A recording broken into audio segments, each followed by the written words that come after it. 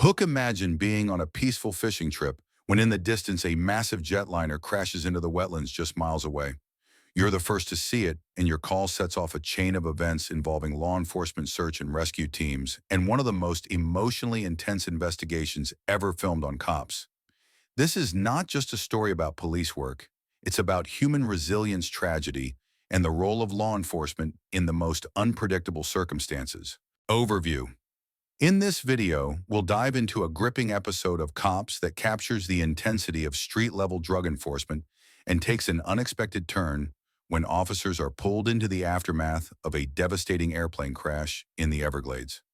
You'll see how real-world officers deal with everything from drug busts to mass casualty disaster scenes, and we'll break down what's really happening behind the scenes. We'll explore three major story arcs: a high-risk drug operation resulting in multiple arrests, the response to a major DC-9 passenger plane crash in the Everglades, a bizarre DUI incident involving a man who breathes through a tracheostomy hole. Along the way, we'll add expert insights, real-life examples from officers across the country, and explain the psychological and procedural challenges officers face. The sirens are off, but tension crackles in the early morning air. A heavily armed SWAT team stands poised outside a suspected drug house. This is the result of weeks, sometimes months of work. Surveillance informants, evidence gathering, all building up to this moment, executing the warrant. The officers move swiftly, breaching the front door and clearing each room. Within minutes, the house is secure. Inside, bags of heroin, crack cocaine, marijuana, digital scales, and packaging materials. No guns this time, but enough narcotics to establish felony charges. This is not a random raid. It's the end point of a carefully coordinated effort that began long before this door was kicked in. How drug warrants are prepared. In a hypothetical interview, a narcotics officer explains, "We don't just guess, we build." That means using confidential informants to buy drugs under controlled conditions, surveilling foot traffic at the location, checking public records on the property, and verifying criminal history. Only when we're confident legally and tactically do we move in. Evidence, integrity, and legal precision. Search warrants must be precise. Any mistake, misspelled, names, incorrect addresses, procedural errors can jeopardize the entire case. Officers meticulously document each find with photos, timestamps, and chain of custody logs. Field test kits verify substances before arrest reports are filed. The undercover operation. Later in the episode, an informant works with police to make a heroin buy from a known dealer. Hidden cameras record the transaction. When officers move in, the suspect attempts to swallow the drugs, a common tactic to destroy evidence. Despite this, the residue left behind tests positive for heroin. The suspect is charged with possession and intent to distribute, a separate bust. The denial game. In another sting, officers stop a man with packets of narcotics in his pockets. He claims the drugs belong to his brother. Officers note that the packaging matches that of other dealers in the neighborhood. He's arrested pending lab confirmation. Socioeconomic factors behind drug trade. Why do people risk prison to sell drugs? Poverty in low-income areas, drug sales can seem like one of the few lucrative opportunities. Lack of employment, with limited access to education or job training, people turn to illegal economies. Addiction. Many small-time dealers are also users, trapped in a cycle of using and selling to maintain their habit. Real-life reflection. The advocate's journey. Meet Tony, a former addict turned community counselor. I started selling to support my habit. Then I started using more than I sold. I was in and out of jail, lost my kids, my home, rehab saved my life. Now I run an outreach van that gives clean syringes and Narcan to users. We don't judge. We just try to stop people from dying. Tony's story underscores a painful truth. Punishment alone doesn't fix addiction. Public perception versus his. Street-level reality. Critics often accuse police of targeting certain demographics. Officers respond. We target locations, not races.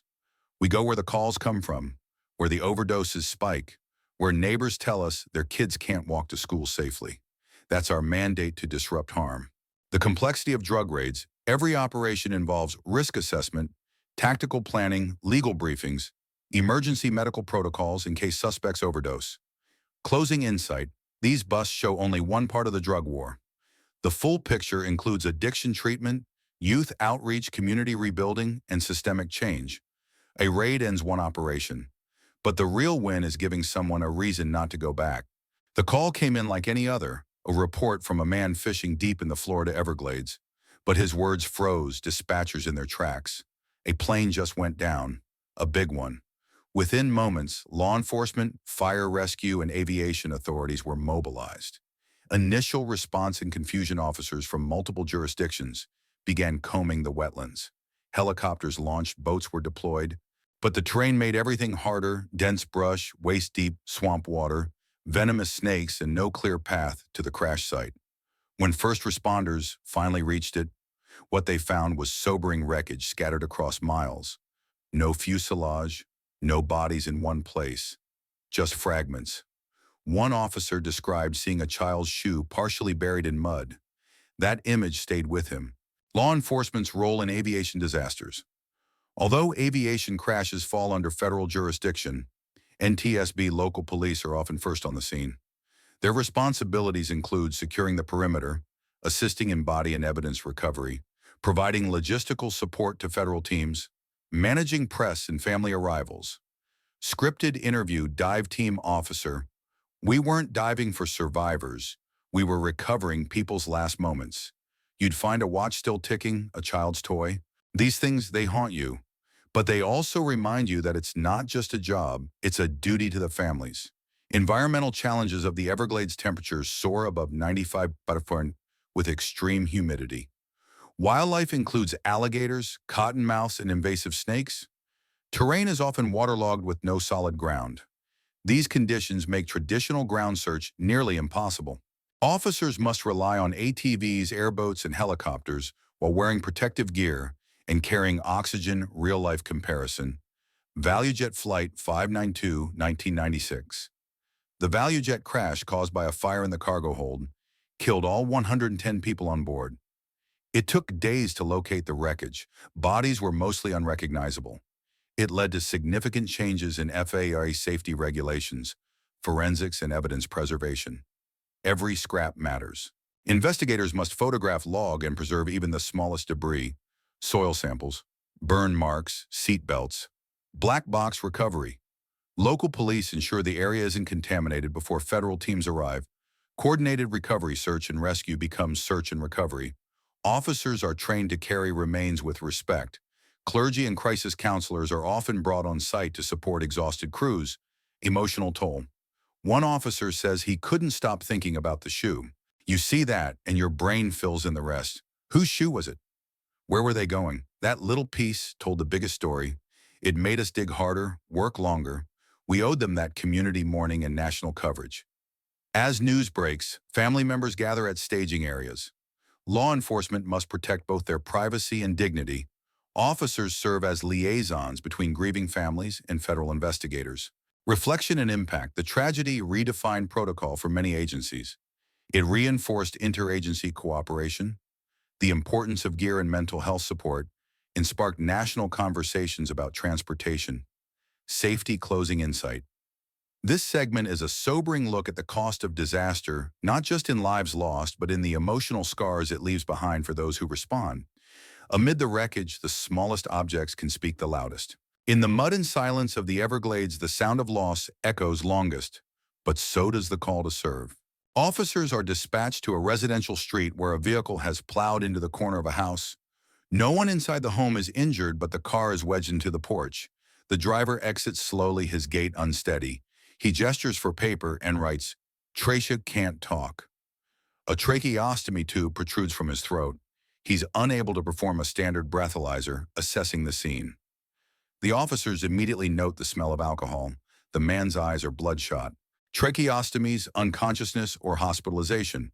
Police can request a blood sample in these cases, with hospital or court approval. Officers are trained to document the alternative methods used and the rationale for them. Expert commentary: ER trauma. Dr. A tracheostomy is a surgically placed breathing tube. It bypasses the mouth and nose, which means traditional breath tests don't work, but intoxication still impairs motor and cognitive function. Blood analysis becomes the most reliable test in these situations. Community impact of drunk driving. Driving under the influence remains a leading cause of traffic deaths. In small towns, even one incident can traumatize a neighborhood. Property damage rebuilding a home costs thousands. Psychological trauma.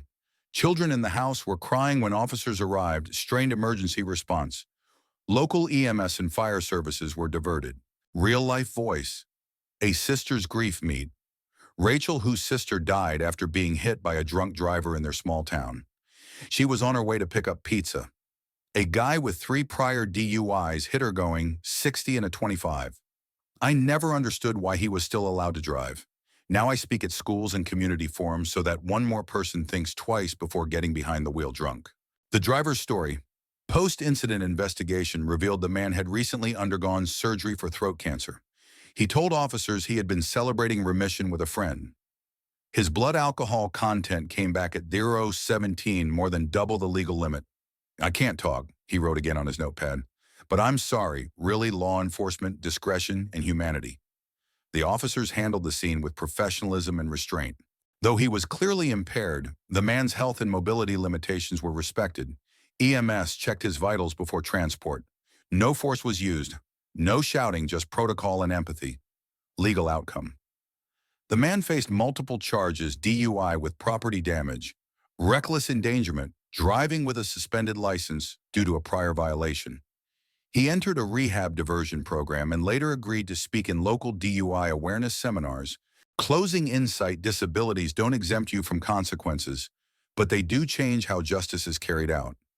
Officers are expected to adapt, act with integrity, and uphold the law without losing sight of humanity. Some cases leave dents in cars, others leave cracks in communities. Both deserve a response rooted in truth, caution, and care. Begins with a quiet stakeout. Officers in unmarked cars monitor a dimly lit alley behind a well-known local bar. The area has a reputation: narcotics, sex work, and late-night disturbances. Tonight something clicks. A man and woman exchange something small. She slips away quickly. Officers intervene. Initial contact and discovery. The woman is cooperative but nervous. In her purse, officers find a glass pipe, residue-coated and still warm. She says it's not hers, that she borrowed the purse. Her record shows prior arrests for possession and solicitation. Undercover vice operations versus narcotics raids. Vice units often focus on behavior and pattern recognition rather than fixed locations, while narcotics raids rely on warrants. Vice work often uses plainclothes observation, decoys and sting operations, behavioral profiling, timing movement, handoffs, officer perspective. We're not out here to just make arrests. We're trying to stop the cycle. But that starts with engagement and truth. If someone's using, they're not just breaking laws, they're breaking themselves. The link between addiction and sex work: studies show a strong correlation between substance abuse and survival. Sex work, drugs numb trauma. Sex work, finances, addiction. Breaking this cycle often requires medical detox, therapy for PTSD or abuse. Long-term support, not just short jail stints. Interview, social workers view. Arrest alone doesn't work. We need officers who know how to talk to people like they're human, who ask, "Why are you here?" Not just, "What's in your bag?" Community policing in action. The arresting officers don't just process the woman, they give her a list of shelters, clinics, and addiction recovery groups. They treat her with dignity. One officer recalls seeing her on patrol 3 months later, clean, employed, and headed to a recovery meeting. Real-life turnaround: Angela's story. Angela was arrested 4 times in the same neighborhood: crack, prostitution, homelessness. She finally accepted a plea deal that included mandatory rehab. 10 years later, she runs a transitional shelter for women in recovery. I used to be that girl in the alley. I lied, I ran, I stole. Now I sit across from women and say, "You're not invisible, you're not broken beyond repair." Why this matters: small arrests can be windows of intervention. Officers can either process a number or change a life. Public misconceptions: critics often assume these efforts criminalize poverty. Officers push back. We don't want people in jail for addiction. But when drugs and sex work spill into the street, we have to respond. The goal is always connect, not condemn. Closing insight behind every arrest is a story, sometimes tragic, sometimes hopeful. What matters is how we choose to write the next chapter.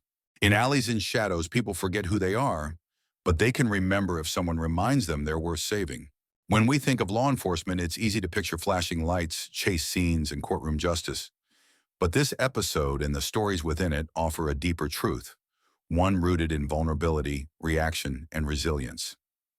The line between routine and life-altering. Every shift begins the same check gear. Roll out, scan the call list. But as we've seen in each segment, what begins as routine can unravel into something unforgettable. A bike dispute leads to questions about trust and honesty. A truck crash becomes a silent mystery of blood and escape. A shoplifting case reveals layers of addiction and desperation. A missing child turns relief into a lesson in vigilance. A domestic argument exposes the thin thread between discipline and trauma. A plane crash strips the world down to grief and professionalism. A tracheostomy DUI challenges the system to improvise with compassion. A back alley arrest reminds us that behind every addiction is a person with potential. Each of these moments reminds us the badge doesn't grant immunity from pain. It asks officers to walk straight into it and carry someone else's burden when they do. The human impact behind the call. We rarely hear about the officer who drives a woman to rehab after booking her, or the cop who stays late to help a family find their missing child's favorite toy, or the SWAT member who goes to therapy, not because he's weak, but because he wants to stay strong. One veteran officer put it this way: you don't just forget the smell of a crash site or the sound of someone realizing their child is gone. You take it home. You bury it deep, but it's there. The weight of bearing witness law enforcement isn't just about catching criminals. It's about witnessing pain loss, joy, and survival every single day. The emotional labor is immense. Officers act as first responders, therapists, crisis managers, and at times surrogate family call to action. What can we do as a society to shoulder part of that burden? Support local rehab initiatives. Treatment is far more effective than incarceration when addressing addiction. Fund community policing programs. These build trust and reduce crime before it starts. Provide trauma-informed care for officers. They are human beings, not robots. Regular therapy, peer counseling, and mental health days should be the norm, not the exception. Get involved, volunteer, donate, advocate. Whether it's helping at a shelter or supporting re-entry programs, every effort helps bridge the divide between justice and healing. Closing reflection. Justice isn't always about laws. It's about choices. The choice to show empathy. The choice to dig deeper. The choice to serve even when no one is watching. As the lights fade and the streets quiet, these officers prepare for another shift, never knowing what's coming. Only that someone will need them when it does. There's no such thing as a small call, because behind every one is a person hoping someone shows up, not just with a badge, but with a heart.